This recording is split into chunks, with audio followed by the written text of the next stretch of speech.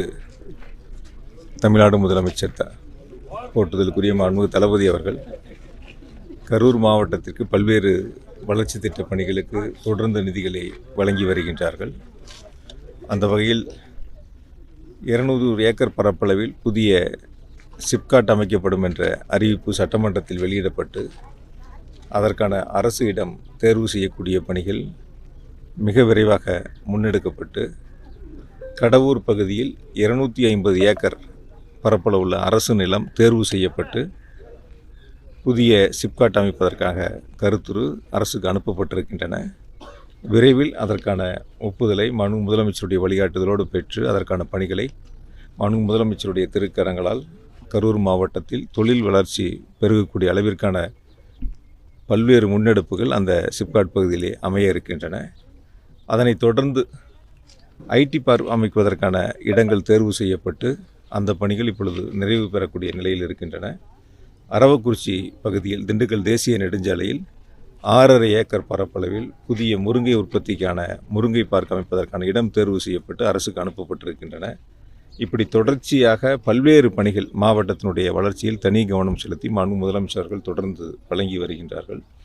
கரூர் மாநகராட்சி பகுதியில் விடுபட்ட பகுதிகளுக்கு பாதாள சாக்கடை அமைக்க வேண்டும் என்ற மக்களுடைய கோரிக்கையை ஏற்று மாண்புமிகு முதலமைச்சர் அவர்கள் ஏறத்தாழ 460 கோடி ரூபாய் அளவிற்கான நிதிகளுக்கான நிர்வாக அனுமதியை வழங்கியிருக்கின்றார்கள்.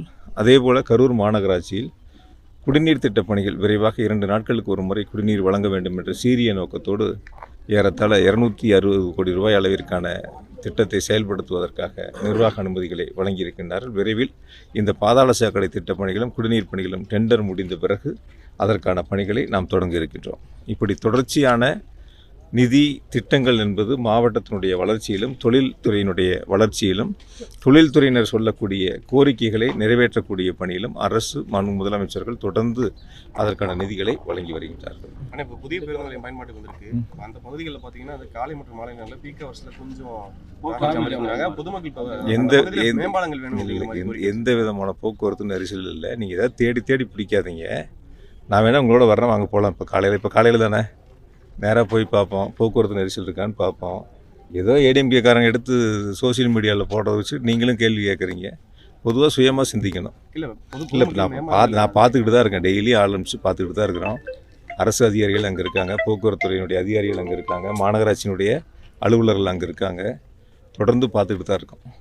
அதனால் ஏதோ அதிமுக அது ஒரு குற்றச்சாட்டு சொல்லணுங்கிறதுக்காக எடுத்து போடக்கூடிய செய்திகளை எடுத்து இப்போ மக்களுக்கு எவ்வளோ எளிமையாக இருக்குது, எவ்வளோ அருகாமையில் இருக்குது, மாநகரத்தினுடைய உள்பகுதியிலே இருக்குது. புதிய பேருந்து நிலையத்துக்கும் பழைய பேருந்து நிலையத்துக்கும் எவ்வளோ இடைவெளி, ஏறத்தாழ இருந்து ஒரு 1.5 கிலோமீட்டர் 2 கிலோமீட்டர் தான் இருக்குது. மக்கள் எளிதில் நைட்டு 1 மணிக்கு இறங்கினா கூட எந்த பிரச்சனையும் இல்லாமல் நீட்டாக வீட்டுக்கு போகக்கூடிய அளவிற்கான அருகாமையில் அமைஞ்சிருக்கு. அதை பொறுத்துக்க முடியாமல் அதிமுகக்காரங்க அதெல்லாம் நிறைய கதை சொன்னால் சொல்லணும். இப்போ ஒவ்வொரு இடமா அவங்க விற்றுக்கிட்டு இருக்காங்க. 300 ஏக்கருக்கு மேலே வாங்கி போட்டு அந்த இடங்களில் அரசு நிலத்தில் பஸ் ஸ்டாண்டு கொண்டு போகிறேன்னு சொல்லிட்டு நிதி ஒதுக்காமல் இடத்த தேர்வு பண்ணிவிட்டு திரும்ப மாநகராட்சிக்கு லெட்டர் அனுப்பி மாநகராட்சி நீங்கள் நிதி இருந்தால் செஞ்சு கொடுங்கன்னு கேட்டு பிச்சை எடுக்கிறத விட. செய்திகளை உடனுக்குடன் தெரிந்து கொள்ள கீழ்கண்ட கேபிள் மற்றும் டிடிஹெச் நெட்வொர்க்குகளில் எம்நாடு செய்தி தொலைக்காட்சியை காணுங்கள். பாதகம் செய்பவரை கண்டால் நாம் பயம் கொள்ளலாகாது பாப்பா. மோதி மிதித்து விடு பாப்பா, அவர் முகத்தில் உமிழ்ந்து விடு பாப்பா. அண்மை செய்திகளை உடனுக்குடன் தெரிந்து கொள்ள இணைந்திருங்கள் எம்நாடு தொலைக்காட்சியுடன்.